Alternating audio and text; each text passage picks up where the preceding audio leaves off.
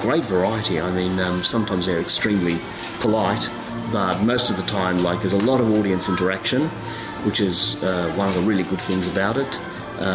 Like, you can be actually encouraged with yells during the poem, as opposed to like academic poetry readings where everyone's very polite, nibbling on their wine and cheese and what have you. And yes, you can be heckled, and that's, you know, it's interactive, and that's live, and it means it's really happening. It's a grassroots thing, you know. It's probably, I think I prefer that to polite applause and, you know, like fake politeness. If you're going to be polite, you want to be real about it. Do you think it sharpens your wits if you're put under the knife like that? Or? I think it sharpens your resolve.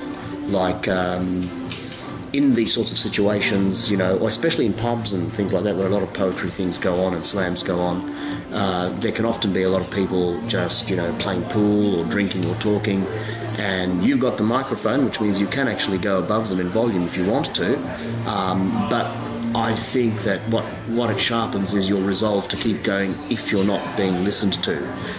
There are some people who are precious about this and who think, right, you know, if they're not listening to me, I should just walk off and, you know, this place is not worthy of me. I think if people don't want to listen to you, they don't want to listen to you. You just keep on doing it because you want to keep doing it. So it does, yeah, it sharpens your strength.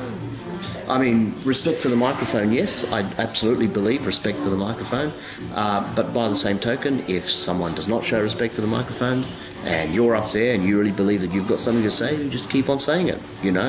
It would have been a real shame if, you know, someone would be discouraged from continuing by something like that, but that's life, you know. That's what happens out in the real world anyway, and some people are sensitive and some people are not, you know. It's just a reflection of the way things are in the real world, and, you know, it might not be nice sometimes, but that's just the way it is. I have no particular opinion one way or the other. I'm just saying it's a reflection of what it's like out there.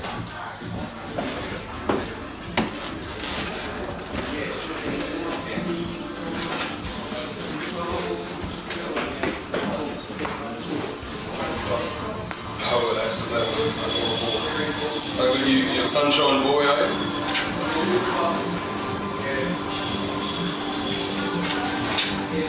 I clean shit out of drains every day, my friend. You do? Mm-hmm. And it's not going to take much to do it again, so... That's where you get the poetry.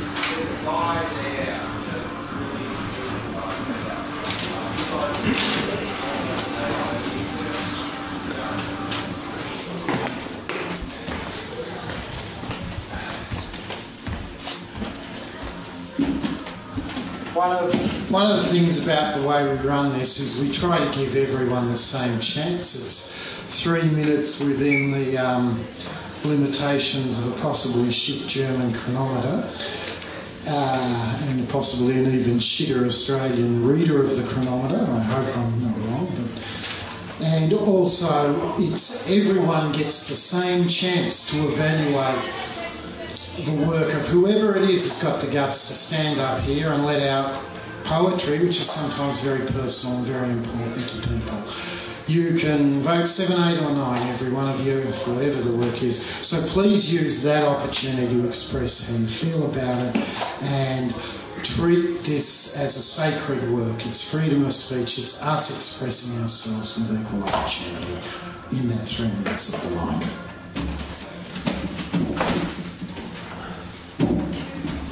Thank you, Jeff.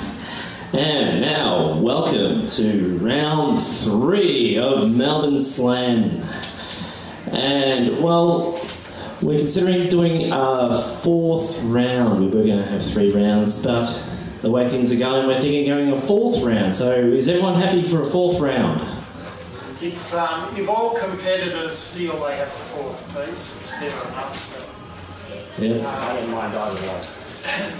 Marvellous. Okay, now the running order for this round, being round 3, is Jodie, and then Santo, then James and Robert. So, Jodie, are you ready? First. Yeah, you're first. Yeah, all right. Yes, okay. Please, put your hands together for Jodie.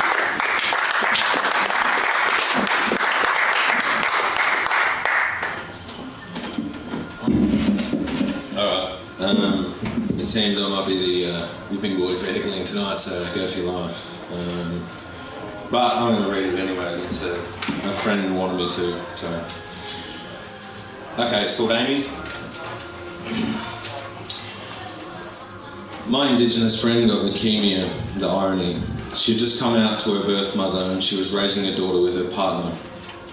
I remember how she ran down Brunswick Street and I said, "Why are you running? You just had chemo for the first time." And she said, "Because I'm in love and I'm going to have a milkshake." And I cried my eyes out that night.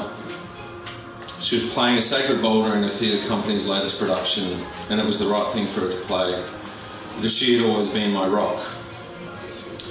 She threw up on stage because of the chemo. Everyone cheered because they knew what she was going through. And she said, "I'm going to have a milkshake with my daughter," from an anonymous donor. And tried to stop me, and she went. So queerly Indigenous, an earth mother of our country. When her hair fell out, she wore a beanie of ochre and magenta and made up her own imaginary footy team with her daughter. And all the players were fairies from the bottom of the garden. Sometimes I used to be the umpire in their garden, intoxicated with native plants. I tried not to see now my friend was wasting away like a once proud gum tree in the drought. But still she said, "Let's have a milkshake and we'll all feel better." And her partner cried rivers until she could cry no more, and it was like she'd been affected by the drought. Fuck you, I'm going to finish it. And it was ironic that she died on the day before the government said sorry. She never got to hear it, but I had a milkshake.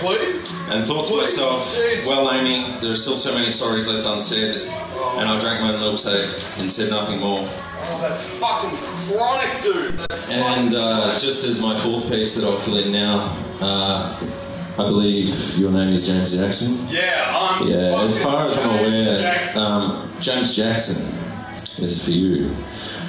James Jackson is a tool and a hack, and I can't take that back. You fucking feral monster. Come right fucking here and say it. Come right fucking here. You fucking son of a bitch! Get outside. Get the fuck outside now. Get the fucking get outside, cunt. I'm not doing this bar. Get outside. You fucking scumbag cunt. Get the fuck outside. Get outside. Get outside now.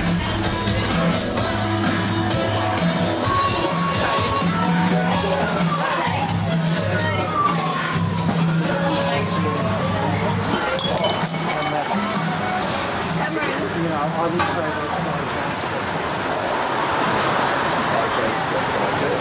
I'll just let it sort itself out and then.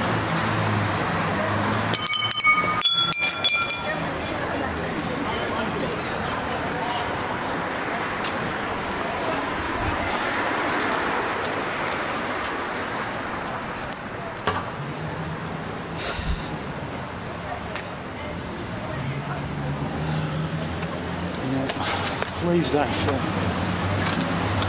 Please don't film. Phil, I hope you got that. Yes.